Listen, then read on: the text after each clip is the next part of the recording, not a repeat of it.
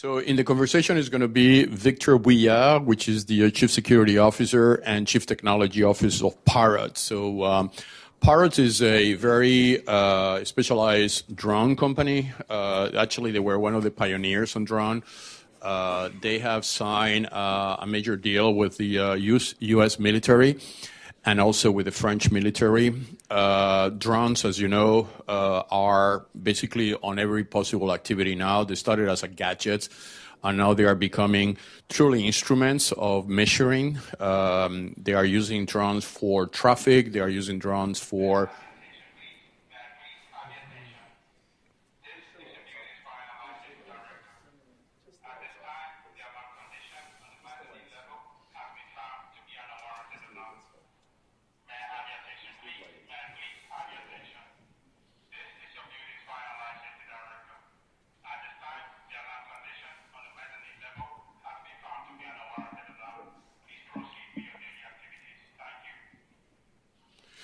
So as I was saying, the drone technology is becoming mainstream, and drones can be used like anything technology as a good thing, but also as a weapon, right? So as I used to say, technology is not good or bad; is the people behind technologies, and they are good or bad, right? So it was essential for Parrot to team with a cybersecurity company to ensure that their products are secure, 100% secure, and in compliance with the new regulations like FIPS regulation, which is a very strict regulation on cybersecurity. That's what the microchip or WISeKey does into those drones. The expansion of that in the future is that as we are now also on space technology through the WISeSat, is that you could create a mesh, connecting drones with satellites, with servers. And that's going to be really what is going to happen on the fourth industrial revolution. It's going to be an interactive mesh where everything connects with everything. And you just, by authenticating the objects, you extract the potential of that object into your platform. Carlos, you have a guest in the waiting room. Okay. So you mean on there's already. Okay. So, so I will just now see whether we have Victor Bouillard, Chief Security Officer and CTO Cybersecurity of Parrot. So as soon as he appears, traveling on the internet, I guess. And here it is. Hey, Victor. How are you? Hi. Bonjour. Nice to meet you. Comment ça va, Paris? Hey. Ça va très bien, merci. It's Super. very nice to be at both time in Paris and New York. So you are at the Nasdaq, and you are maybe the first virtual ever person on the Nasdaq through hologram technology, thanks to our friends from Art Media. So you have an audience of investors, analysts, technology CTOs, CEO of Casper Lab and CTO of Casper Lab. So you have a specialized audience in front of you. How do you feel like? What is your sensation in the other side of the hologram? Well, it's just like a wow. And when I was invited to participate as an hologram, I thought about Black Eyed Peas doing their live show. That was amazing. Exactly.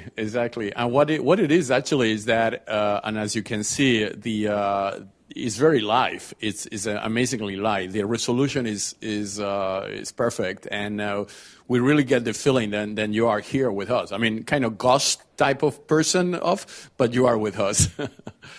I am with you. Great.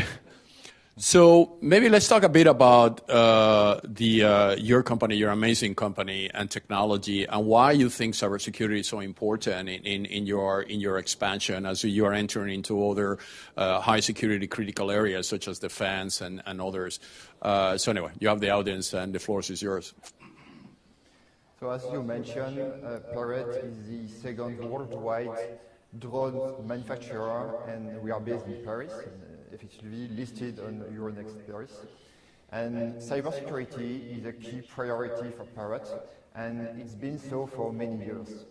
So we've been implementing cybersecurity by design and by default for so many time, and it's quite important for us both to protect the embedded system on the drone and every data that is captured from the drone, and make sure that the user keeps full control over his data, which is also quite important for privacy issues.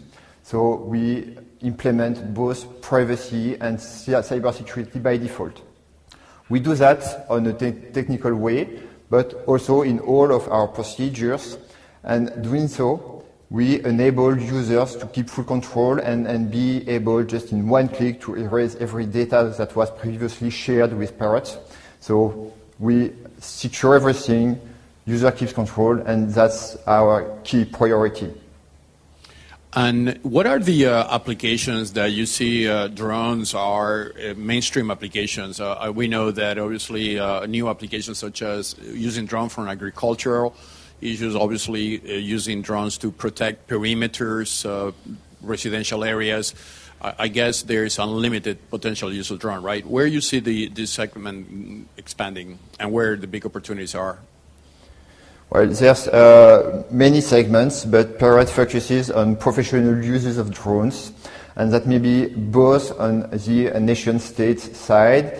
It's used both by defense and police, but also for private companies that intensively use drones for mapping to inspect infrastructures and especially critical infrastructures. And in all those cases, they really do need a highest level of cybersecurity, because when you speak about defense, police, or any critical infrastructure in the United States, you don't want to share this data with anyone else. You want to keep this data secured. Exactly. And here in the United States, for instance, there have been some major concerns on what type of drones they will use, especially in what relates to some drones coming from China, right? Because the use of drones for homeland security obviously requires some level of certification, and you have been selected as such. So maybe you can give us some views on that?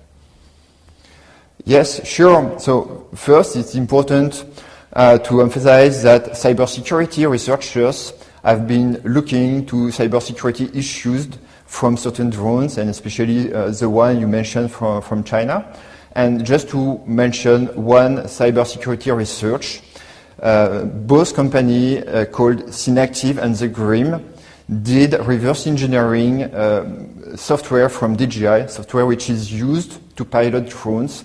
And what they found is that hidden features were there into the software and was used to get private data of the user's device and send it to servers in China. And they also found that the manufacturer was able to circumvent normal way of updating the application and would be able to push whatever they want on the user's device without the user knowing what's happening. And that's a real issue, and it's at the opposite of what we are doing in Parrot. At Parrot, as I mentioned, we want the user to keep full control and to secure his data. And as you mentioned, we were selected in the Blue SUS program in the United States. And basically, this program, led by the Defense Innovation Unit, was about selecting trusted drones. So they defined cybersecurity criteria for which a drone would be trustable or they would trust. And then they processed a lot of audits, and Parrot was able to provide all transparency and cybersecurity explanation that show how we use components that come from trusted origins. We implement cybersecurity into the embedded system. We implement cybersecurity in the network communication between the remote controller and the drone. And all of that was assessed by the US government. And as of today, it's part of the drones that US agencies can buy on GSA platform. So they can do that because it's trusted drones. Thank you very much. And maybe we can discuss, because we have been obviously covering the potential use of those microchips that WISeKey manufactures for critical applications on IoT. How do you use your technology? I mean, just some visibility on the use of those microchips inside your ecosystem. So that's a good point because we've been implementing cybersecurity even before partnering with WISeKey. But this partnership is really key to us because what WISeKey provides to Parrot is solutions for the future of drones. And what are the problems for this future? I would mention 3 of them. First, we have drones that are more and more connected. So there's increasing connectivity and especially drones using 4G connections, which means drones are connected to the internet. And this increases the attack surface and needs more cybersecurity. The second point is that drones become autonomous. Our last model, the WKEY, is able to avoid obstacles and discover its environment, so it can evolve in this environment and fly in an autonomous way. And that's quite important in this autonomous use, that you trust the drone, because if you're not able to make sure that the drone is not going to be hacked, you won't trust something working in an autonomous way. And the third point is that it's not even just a drone, it's a robotic platform, which means that any third party can embed its own software into the drone. So it's just like the smartphone area 20 years ago. Yeah. Before there was a closed environment for smartphone, and someone came with Android and iOS and open platforms for which people are able to develop their own software for their own uses. And that's basically what we enable in WKEY. And doing so, you have to provide cybersecurity even for these third-party software, and you need basically a digital signature to make sure that the software embedded into the drone is software you trust, and it's not software from a cybersecurity attacker. Exactly, and that also allows you to certify the data that comes from the drone to the cloud, right? And all that data improves basically the functionality of the drone. Maybe some discussions about the AI aspect of your work? Yes, that's two important things, both AI and connectivity. And I think that cybersecurity is first quite important for connectivity, because in this open environment, we provide, or you provide with the WISeKey component, you provide to our drone a unique identity and a way to perform a strong authentication with our servers or with servers from third parties. And that's quite important because then the drone can quite easily exchange data with other pieces of software that work in the cloud. And basically, it's also important to ease the way the users are using drones. Just one question, Carlos. I guess you manage many passwords for all the applications you use every day, right? Correct. And more and more, as we were mentioned before, as 1 trillion objects are getting connected to the internet, the demand of that technology, same technology that you are just describing, is becoming exponential. Yeah, sure. And one of the problems is that you, as a human being, you can manage your passwords. I'm sure you don't find it easy because you probably have tons of them, but you are able to manage them. However, a drone, which just a thing, a drone is not going to type his password or nor even change his password every 3 or 6 months. So in a technological point of view, there's no way we can ask users to manage password into the drones, which wouldn't be easy for one user. But imagine one company that buys 10 drones and has 10 pilots. This would mean that every one of those 10 pilots would have to configure his password into every one of each 10 drones. And one user will have to change their password. That would be a real nightmare. And we didn't want that, and that's why we first decided to use WISeKey secure element, which proposes strong authentication, because with this component, we allow the user with a cryptographic mechanism to prove to Parrot servers that at one time, this person is connected to one drone. And then, when the drone flies, it first has a direct radio connection, but then when it loses this direct radio connection, it seamlessly switches to 4G and connects to the internet, and then asks to Parrot server which one is the remote controller going to control the drone. And in this open environment, it's quite important to be able to identify the drone and being able to strongly authenticate the drone. And the best in all of this is that it's quite easy for the user. The user don't have anything to configure into the drone, but thanks to WISeKey secure element, we provide the best level of cybersecurity with absolutely no pain for the user. That's quite easy. Absolutely, and our cooperation with you proves the point, because one of the major issues we had as a cybersecurity company is to work with a state-of-the-art company like yours that immediately defines the use of those keys. I remember 3 years ago, somebody hacked all the video cameras in the United States. And that was a hack. It was so easy because the video camera manufacturer, they had a password which was the same password for thousands of cameras. So all the cameras were hacked and the data of the cameras were all collected. So that's the problem we are facing in the industry, that manufacturers do not put the level of security in all their objects that will prevent those cyber attacks. And that's why we have cyber attacks every day. So your leadership on that is essential to educate the market that this is a requirement. Yeah, thank you.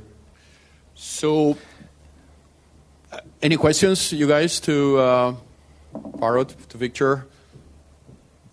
Any wow, you guys? What is the impression, by the way? What is the feeling of being talking to an hologram? Yeah, please, Ashok.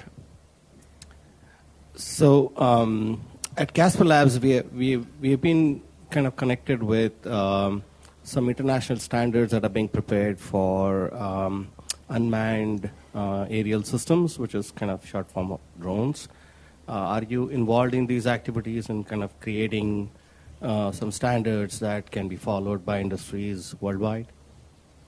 Yes, sure, and it's a good question and easy to compare with cars, because I guess that on your car there's a plate and you can see one identifier of your car. So what's being pushed by the FAA in the US or by other bodies in Europe is that drones broadcast their identity into the air so that a police officer, for example, or aviation surveillance authorities can see which drone operates on which location. And that's quite important to embed cybersecurity into those standards, because if those authorities don't implement cybersecurity in these standards, they won't be sure that when they see a broadcast, it hasn't been faked by an attacker or spoofed the identity of someone else's drone. So basically what WISeKey secure element provides is the ability to define a unique identity for each drone and provide a private key that will be used, for example, as for digital signature. And when the drone will broadcast its identity over the air, it will include a digital signature that will enable any police officer or any authority to make sure that this drone is the real drone and that the signal hasn't been faked. Thank you. I know that you have a hard stop now at 12, right? So we'd like to thank you very much for your time. Just also to announce, because now we are ready, the Swiss market is closed, that WISeKey just announced today our 15-year of cooperation with Cisco, and 100 million identities microchip has been already sold to Cisco through that cooperation, which shows that already 100 million Cisco routers are also secured by WISeKey. So this is becoming mainstream, and this is something that we are very proud to be able to secure such a prestigious company like Parrot, Cisco, and many others. So thank you very much for your time. I'm going to check your hand. Can I check your hand? Kind of works? Yeah. Yeah? Okay. I mean, you're tall, huh? You're very tall. Right. But anyway, that was great. Thank you for your time and enjoy Paris. Merci beaucoup. À très bientôt. Hein? Au revoir. Thank you. Have a nice day.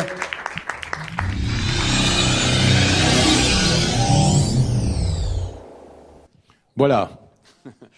So this is going to be the future. This type of technology it's just at the beginning, right? But both the drones and the hologram.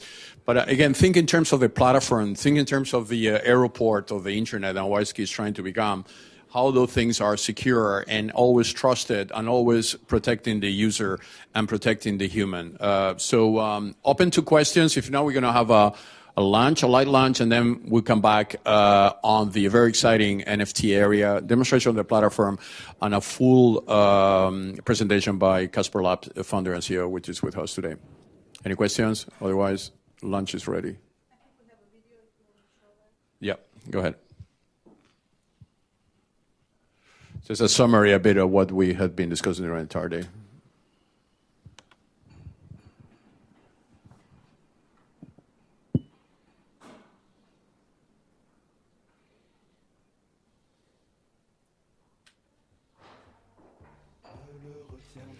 Yeah, that's a very big thing, you know, in supply logistics.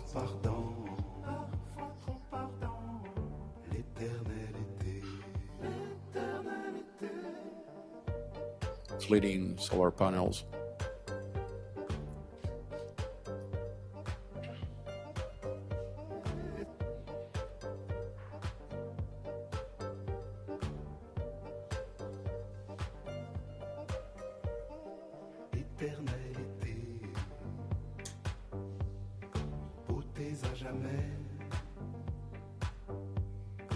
Ombre du trépas, chère bourgeoise.